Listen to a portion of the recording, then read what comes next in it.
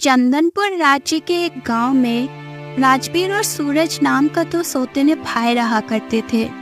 सूरज की माँ सूरज को जन्म देते ही चल बसी। एक दिन सूरज एक घने पेड़ के नीचे उदास बैठा हुआ था कि तभी गांव का मुखिया आकर उससे बोला, क्या बात है सूरज, आज फिर तुम इस पेड़ के नीचे उदास बैठे हुए हो? क्या घर वालों से फिर से झगड़ा हुआ? मुखिया की बात सुनकर सूरज उदास होता हुआ बोला, अब मैं आपको क्या बताऊं मुखिया जी, आप तो जानते हैं कि मुझे जन्म देते ही मेरी माँ चल बसी और माँ के गुजर जाने के बाद मेरे पिताजी ने दूसरा विवाह कर लिया, मगर दूसरी माँ ने मुझे कभी अपना बेटा नहीं समझा। हाँ, जानता हूँ सूरज, तुम्हारे पिता की तुम्हारे सौतेली माँ से जो दूसरी संतान है, तुम्हारा पिता बलिया भी उसे ज्यादा ही चाहता है। समझता हूं मैं। कभी कभी तो मन करता है मुखिया जी कि मैं ये गांव छोड़कर ही चला जाऊं। अरे ऐसी हरकत भूल कर भी मत करना सूरज, यही तो तुम्हारी सौतेली माँ और सौतेला भाई चाहते हैं। उन दोनों ने तुम्हारे पिता की आंखों में झूठे विश्वास की पट्टी बांध रखी है, समझे? लेकिन मुखिया जी, आप तो जानते ही हैं कि पिताजी भी तो मुझे पसंद नहीं करते, तो आप ही बताएं मैं अब क्या करूं? देखो सूरज बेटा, मन छोटा मत करो। तुम्हें ईश्वर की ओर से एक वरदान मिला हुआ है और वो है अच्छाई का वरदान। इस तरह का वरदान तकदीर वालों को मिलता है बेटा। तुम चिंता मत करो, तुम्हारे दिन जरूर बदलेंगे। मुखिया की बात सुनकर सूरज मुस्कुराता हुआ वहां से चला गया। वो कुछ ही दूर पहुंचा था कि तभी उसकी नजर एक साधु पर पड़ी जो जमीन पर लेटा हुआ कर्रा रहा था। सूरज उस साधु से बोला, क्या हुआ साधु महाराज, आप जमीन पर क्यों लेटे हुए हैं और आप कराह क्यों कर रहे हैं? कुछ दिनों से मेरी कमर में बहुत ज्यादा तकलीफ है और मुझे बहुत तेज प्यास भी लग रही है, मगर तालाब यहाँ से काफी दूर है। आप चिंता मत कीजिए साधु महाराज, अगर आपको प्यास लगी है तो मैं आपको पानी पिलाऊंगा।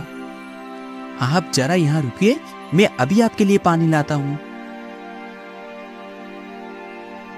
इतना बोलकर सूरज ने साधु को सहारा देकर एक पेड़ के नीचे बैठा दिया और तालाब की ओर निकल गया।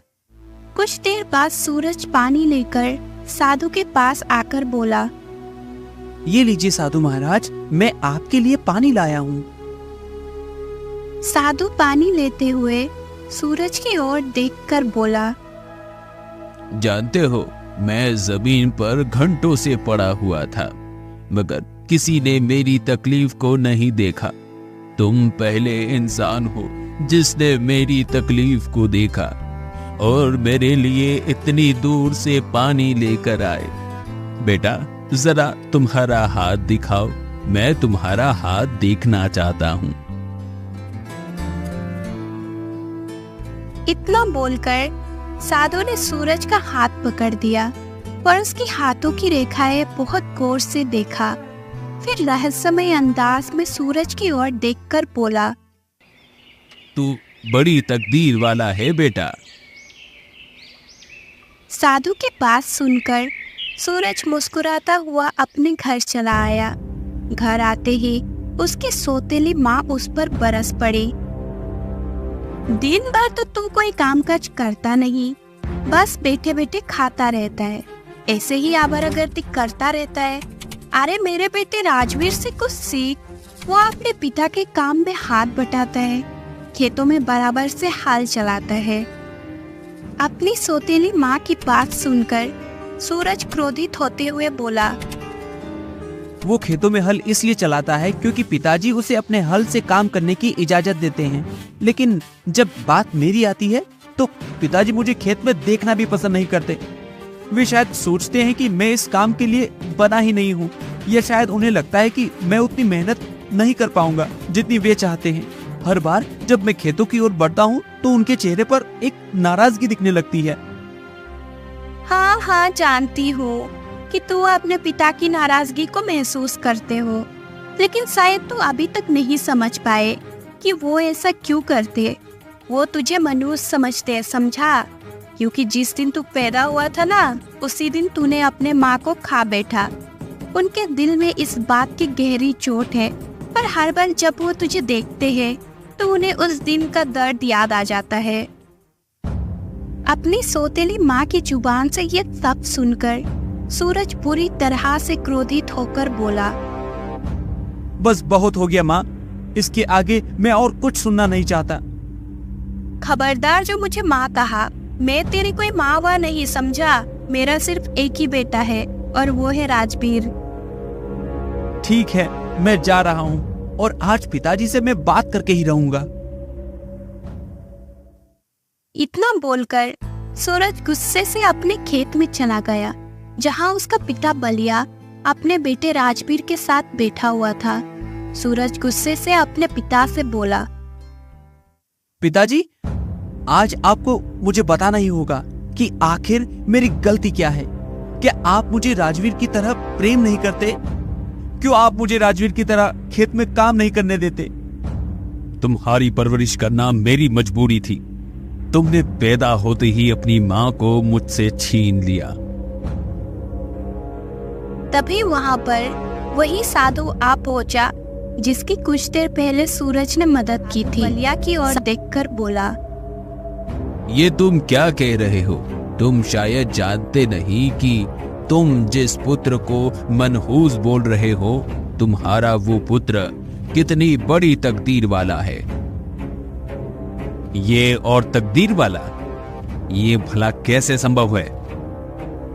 हाँ, वो तो तुम्हें समय आने पर ही पता चलेगा। साधु की बात सुनकर बलिया के बगल में खड़ा हुआ राजवीर सूरज का मजाक उड़ाते हुए बोला, ये आप कैसी बात कर रहे हैं साधु महाराज? तकदीर वाला और ये? अरे जो पैदा होते ही अपनी माँ को खा गया और जो इस उम्र में आकर भी अपने माता पिता पर बोझ बनकर बैठा हुआ है, वो भला तकदीर वाला कैसे हो सकता है? अपने सौतेले भाई की जुबान से अपने लिए ये सब सुनकर सूरज की आंखों में आंसू आ गए। तभी साधु सूरज की ओर देखकर बोला, तुम्हें दिल छोटा करने की कोई आवश्यकता नहीं बेटा। जो लोग तुम्हारा मजाक उड़ा रही हैं, वही लोग भविष्य में तुम्हारी प्रशंसा के पुल बांध देंगे। बस तुम्हें अपना हौसला कायम रखना होगा। तुम्हें किसी भी कीमत पर हिम्मत नहीं हारनी है। समय नजदीक है बेटा। इतना बोलकर साधु वहां से चला गया। समय ऐसे ही बीतता रहा। कुछ समय बाद एक सैनिक सूरज के गांव में आकर सभी गांव वालों को एकत्रित करते हुए बोला, महाराज विक्रम अपनी पुत्री लता का एक स्वयंवर रच रहे हैं और महाराज विक्रम का यह आदेश है कि उस स्वयंवर में सिर्फ राजकुमार और राजा महाराजा ही नहीं, बल्कि उनकी प्रजा के आम वीर नागरिक भी हिस्सा ले सकेंगे। स्वयंवर की प्रतियोगिता में एक बहुत भारी तलवार रखी होगी। जो भी उस तलवार को उठाने में कामयाब हो जाएगा, राजकुमारी लता का विवाह उससे हो जाएगा और इस तरह से भविष्य का चंदन नगर राज्य का राजा घोषित हो जाएगा। इतना बोलकर सैनिक वहां से चला गया। सारे गांव में खुशियों की लहर दौड़ गई।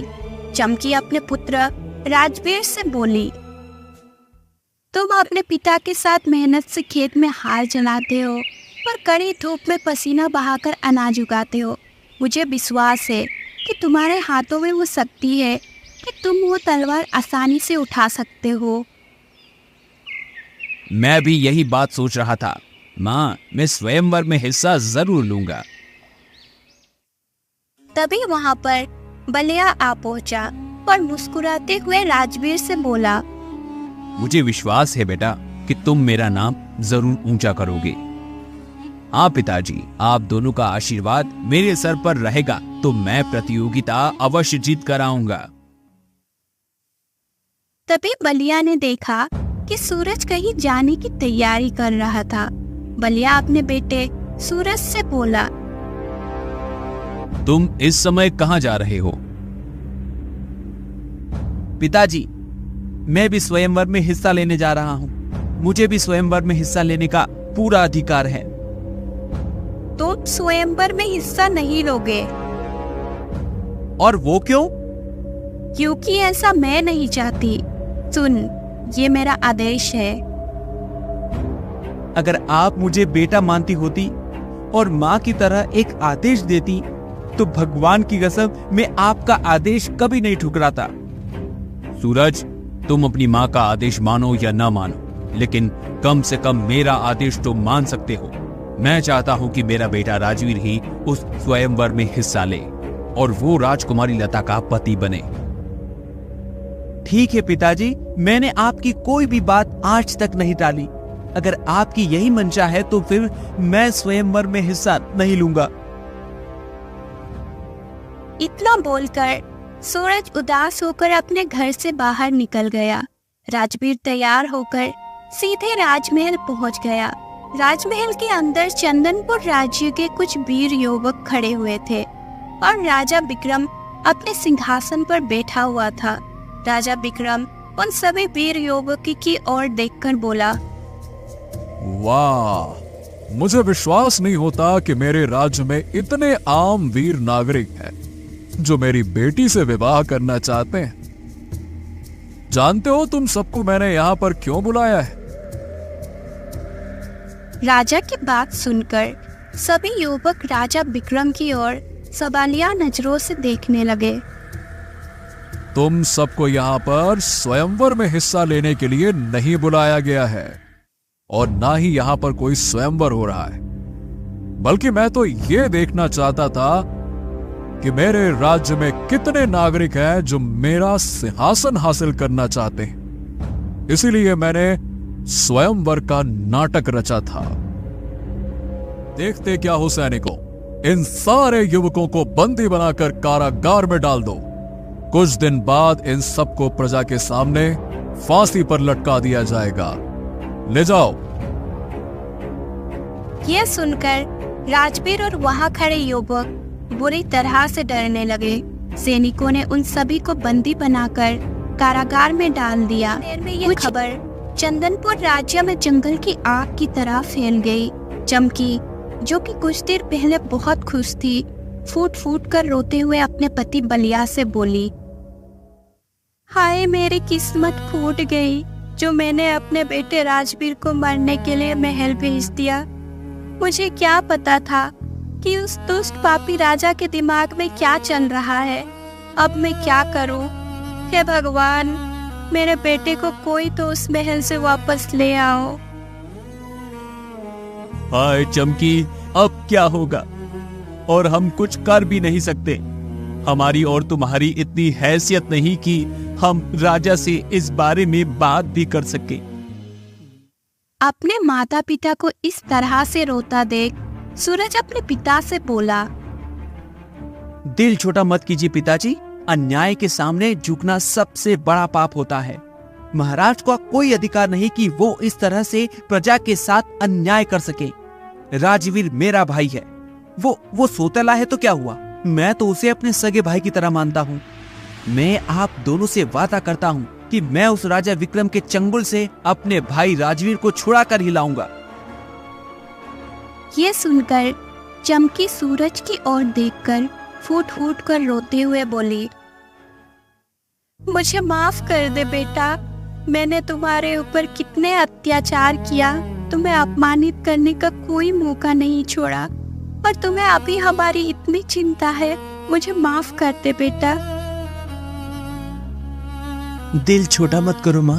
आपने मुझे भले ही बेटा ना समझा हो, परंतु मैंने आपको हमेशा से ही अपनी माँ की तरह समझा है। मैं अभी और इसी समय राजा विक्रम के महल में जाकर उससे बात करूंगा। सूरज उसी समय राजा विक्रम के महल में चला गया और राजा विक्रम की ओर देखकर बोला, महाराज, ये सरासर अन्याय है। आपने जिस प्रकार से झूठ का सहारा लेकर अपनी प्रजा के साथ छल और कपट किया है, वो अत्यंत निंदनीय और अस्वीकार्य है। एक राजा के रूप में आपके कंधों पर प्रजा की भलाई और न्याय सुनिश्चित करने की जिम्मेदारी है, लेकिन आपने उस पवित्र दायित्व को तोड़ दिया है। आपको कोई अधिकार नहीं है कि आप झूठ बोलकर प्रजा के साथ इस तरह से अत्याचार कर सकें। देखो, स्वयंवर में जितने भी युवक हिस्सा लेने आए थे वो सब सिंहासन के लालची थे या फिर मेरी पुत्री के साथ विवाह करना चाहते थे।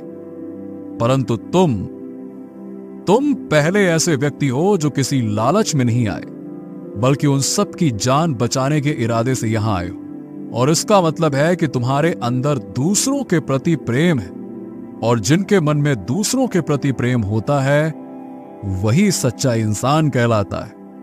आओ आओ मेरे साथ, मैं तुम्हें कुछ दिखाना चाहता हूं। चलो आओ। राजा विक्रम सूरज को एक कक्ष में ले गया जहां पर एक बड़ी ही बदसूरत लड़की बैठी हुई थी। राजा विक्रम उस लड़की की ओर देखकर बोला, जानते हो ये लड़की कौन है? नहीं महाराज, कौन है ये? सूरज, ये है मेरी पुत्री राजकुमारी लता। ये सुनकर सूरज बुरी तरह से चौंक पड़ा। हाँ, तुम्हारा चौंकना स्वाभाविक। तुम सोच रहे होगे कि मेरी पुत्री इतनी बदसूरत क्यों है। दरअसल मेरी पुत्री हमेशा से इतनी बदसूरत नहीं थी, बल्कि ये राज्य में सबसे सुंदर लड़की हुआ करती थी। कुछ समय पहले की बात है जब मेरी पुत्री सैनिकों के साथ जंगल में घूमने के लिए गई, और वहां पर एक तांत्रिक था जिसकी नजर मेरी पुत्री पर पड़ गई। वो मेरी पुत्री की सुंदरता का दीवाना हो गया और सीधे मेरे पास आकर मेरी पुत्री का हाथ मांगने लगा। अब तांत्रिक की बात सुनकर मैं गुस्से में आग बबूला हो गया और मैंने उसे धक्के मारकर अपने राज्य से बाहर फेंकवा दिया। मगर उस तांत्रिक ने अपनी तंत्र शक्ति के जरिए मेरी पुत्री को बदसूरत बना दिया। मैंने बहुत से पहुंचे हुए साधुओं को बुलाकर अपनी पुत्री को दिखाया, परंतु कोई भी मेरी पुत्री को दोबारा सुंदर नहीं बना पाया।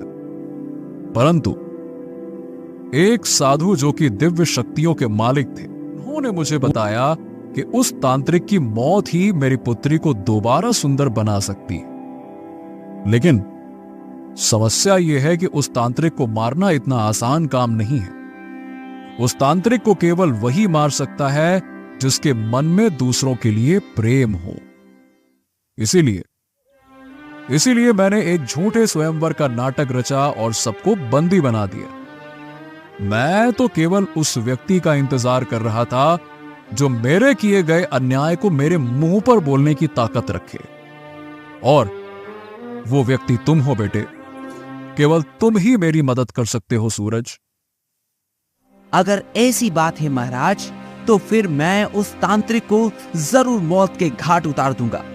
आप चिंता न करें, जिसने भी राजकुमारी को अपनी शक्तियों के जरिए बदसूरत बना दिया है, मैं उसे उसके किए की सजा देकर ही रहूंगा, और ये मेरा वादा है आपसे महाराज। युवक, अगर तुमने ऐसा कर दिया तो मैं अपनी पुत्री का विवाह तुमसे कर दूंगा। ये मेरा वादा है तुमसे। महाराज, ये सब कुछ मैं आपकी पुत्री से विवाह करने के लिए या आपके सिंहासन हासिल करने के लिए नहीं कर रहा हूँ, बल्कि मैं ये सिर्फ इसलिए कर रहा हूँ कि वो तांत्रिक एक घटिया किस्म का इंसान है और उसे मौत की सजा मिलनी चाहिए। बताइए मुझे, वो तांत्रिक मुझे कहाँ मिलेगा? ये महल के दाईं ओर का रास्ता जंगल की ओर जाता है। वो तांत्रिक तुम्हें उस जंगल में मिलेगा। सूरज उसी समय महल के दाएं ओर उस जंगल की ओर चला गया। सूरज ने जंगल में प्रवेश किया ही था कि तभी उसे वही साधु मिल गया जिस साधु ने उसे तकदीरवाना बोला था। साधु रहस्यमय अंदाज में सूरज से बोला, मैं जानता हूं कि तू उस तांत्रिक को मौत के घाट उतारने के लिए जंगल की ओर जा रहा है। प्रणाम साधु महाराज, आप इस बारे में कैसे जानते हैं? याद है, मैंने तेरी हाथ की लकीरें देखकर कहा था कि तू बड़ा तकदीर वाला है। हाथ की लकीरें बहुत कुछ बताती हैं। अब मेरी बात ध्यान से सुन। उस तांत्रिक को मारना इतना आसान काम नहीं है। इसी जंगल में तुझे उस तांत्रिक के पास पहुंचने से पहले एक सफेद रंग के तोते को तलाशना होगा। उस तांत्रिक की जान उसी सफेद तोते के अंदर कैद है। जैसे ही तू सफेद तोते को पकड़ेगा, अचानक वो पत्थर बन जाएगा। तुझे उस पत्थर के तोते को तांत्रिक के सामने ही तोड़ना होगा। इतना बोलकर साधु वहां से चला गया और सूरज उस सफेद तोते की तलाश में निकल गया। कुछ घंटे की मेहनत के बाद सूरज को सफेद तोता एक पेड़ पे बैठा हुआ नजर आ गया। सूरज ने तुरंत उस सफेद तोते को पकड़ लिया। अगले ही पल वो सफेद तोता पत्थर का बन गया। सूरज वो पत्थर का तोता लेकर सीधे जंगल में उस तांत्रिक को खोजने लगा। कुछ देर बाद उसकी नजर एक पेड़ के नीचे बैठे हुए एक तांत्रिक पर पड़ी। सूरज को देखकर तांत्रिक गुस्से में बोला, कौन है तू और यहाँ पर क्यों आया है? तुझे मौत के घाट उतारने के लिए। मूर्ख, मुझे मारना तेरे जैसे बच्चों का काम नहीं है। मगर मेरे लिए ये काम तो बच्चों से भी ज्यादा आसान है। इतना बोलकर सूरज वो पत्थर का तोता तांत्रिक को दिखाते हुए बोला, इस तोते को तो तुम जानते ही होगे।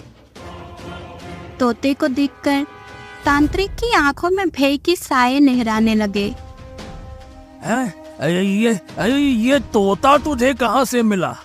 इस तोते को मुझे दे दे। इसके बदले में तू जितना धन चाहता है मैं देने के लिए तैयार हूँ। इसको मुझको दे दे, दे दे।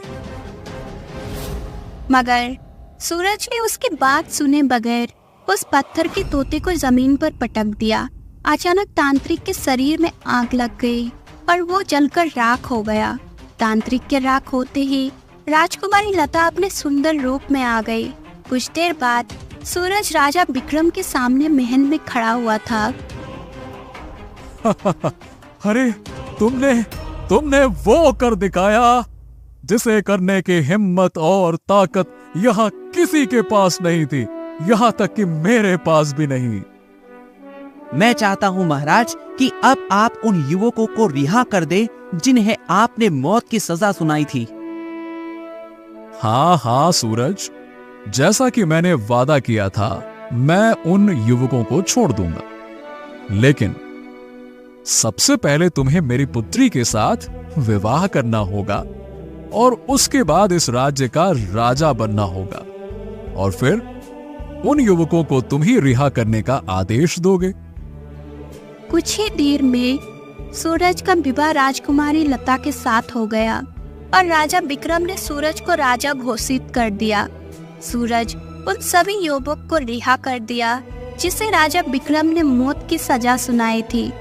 साधु ने बिल्कुल सच कहा था। सूरज वाकई बड़ा तकदीर वाला था।